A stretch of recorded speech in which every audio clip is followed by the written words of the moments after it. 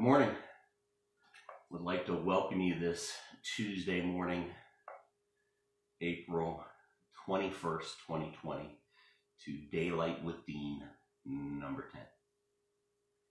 We've made it 10 days, and I don't know about you, but I'm having fun starting my day this way. And want to thank all of you who are working hard to help make this a great time that we have together. I appreciate a couple of my friends and their commitment to helping the sound less like I'm in a shoebox or in a tin can or in an empty kitchen at 6:30 in the morning.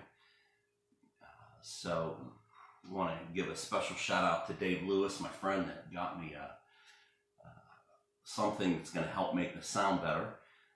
Last night he texted me and said, did it come? And I said, well, I got a box, but family dinner, and then we had set up like 3 weeks ago to have a family movie night last night, and we, as 5 of us, sat together and watched the movie Overcomer together. And I said, I'll reach out to you after the movie and you can kind of talk me through what you got me and what is involved with that. And when I was going to bed, I realized that I hadn't called him. So Dave, this is my later. I said I'd call you later. Dave got me a Snowball Ice microphone, and this will vastly improve the quality of the sound that you guys get to listen to during this time. And you get to see me open it. You know what, it looks a little bit like the droid in Star Wars when Luke is first learning about the Force and Obi-Wan is teaching him while they're on the Millennium Falcon, and they're playing that board game, and Luke takes is instructed by Obi-Wan to take out his lightsaber and deflect the things that are coming his way, the laser shots, and tells him to put his face shield down and does it blindfolded. This is what this looks like. Thank you, Dave Lewis.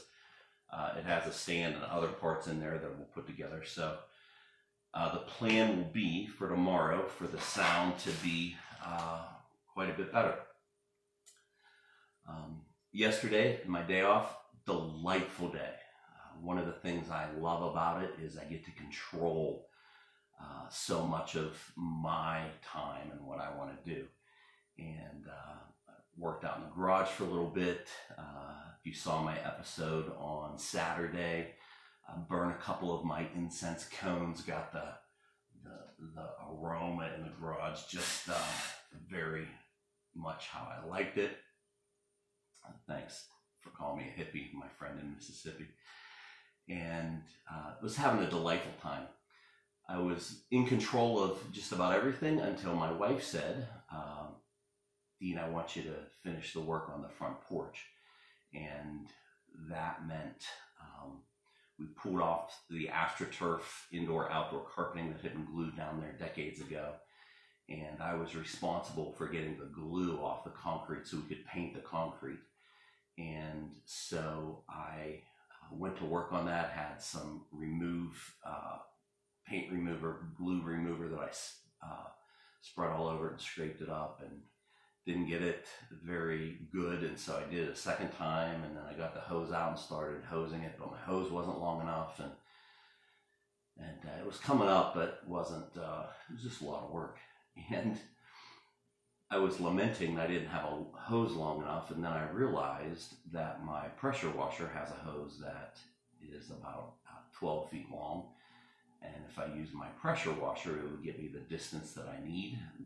And so I brought it up from the garage, a few pulls on the pull cord, started up, and went to work pressure washing the front deck, the front concrete slab, and it turned out magnificent. All the glue is gone. Took me about a half hour of pressure washing it because I had to get every single little minute piece of yellow glue pressure washed off the concrete. Very proud to show my wife all that I'd done and how good it looked. She was thrilled. We celebrated, and then I was done for the day. That's about all the physical exertion I was up for. You know, one of the things I like about Monday is I get to control my schedule. I get to control my time. I have the ability to do project work on things that I want to do. Control's an interesting thing. And yesterday, the dark side of control kind of showed up in my life. Had to move some funds from one account to another, from one bank to another.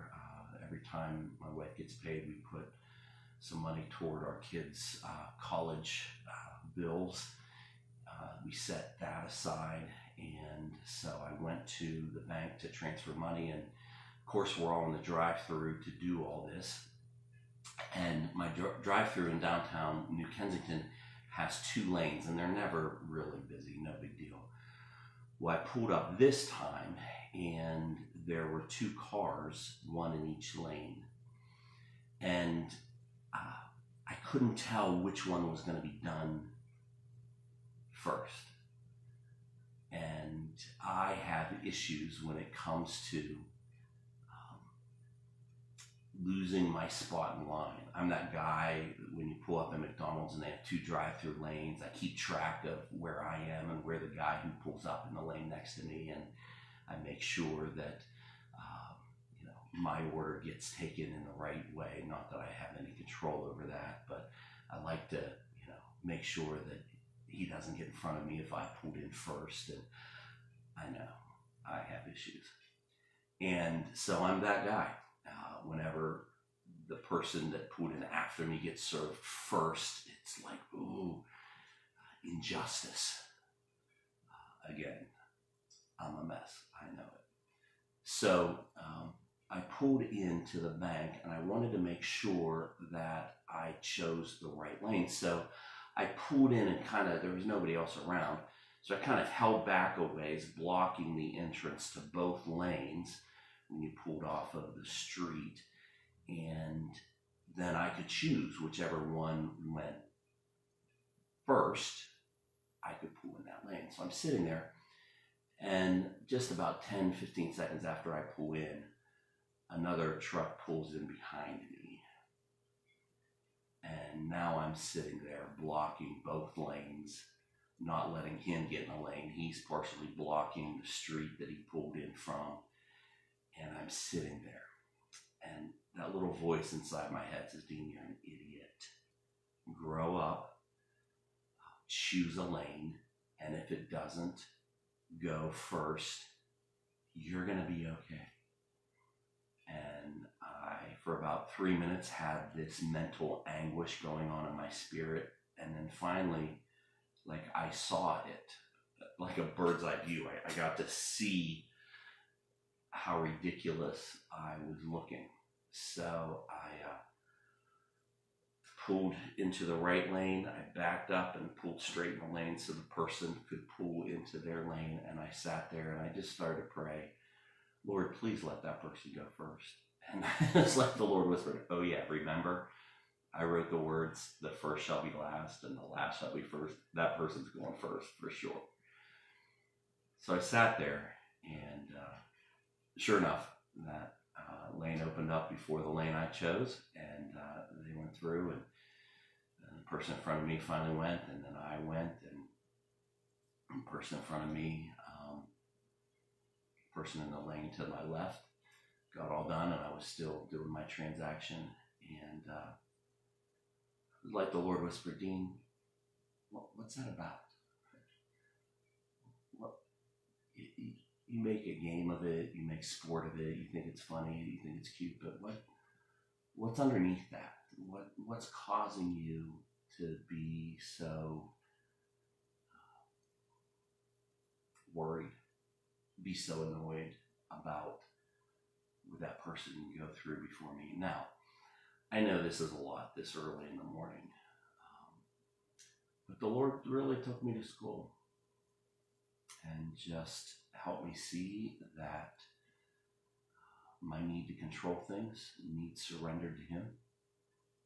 And I'm looking at all the times that issue shows up. And my commitment is that I will continue to look at that and do my best to surrender that trigger, that thing that trips me up that way, to the Lord. I have many things like that that trip me up, that I just mentioned, that I'm a mess. So I guess what I just want to ask you this morning, before we sign off, is, what thing in your life trips you up? What button gets pushed where you turn into somebody that has to control something that's not yours to control? Or what is it that makes you react in a way that later you wish you hadn't? Now, I know some of us are not a mess. Some of us got it all together. My wife, very few buttons, very few things that trip her up the way that I get tripped up. But some of us have some that we need to give some attention to. And as I give attention to mine, I just want to invite you. Where in your life does a button get pushed? Do you behave in a way that doesn't really represent who you really are and who you want to be? And will you just give attention to that on this Tuesday? Man, I don't want to sign off because I just so grateful to be able to be with you guys today. But I will, because I try to honor that time commitment of being right around 10 minutes. Hope you have a great day today. I can't wait till I see you tomorrow. Oh, one last thing. All our Facebook Daylight with Deans have been put on the River New Ken on our YouTube channel.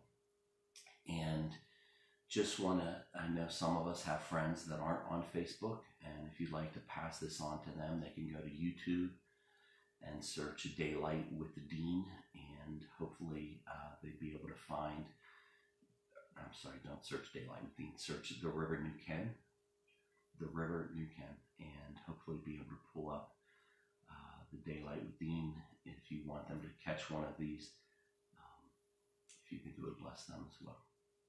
All right, guys. Can't wait till I get to see you tomorrow. Bye.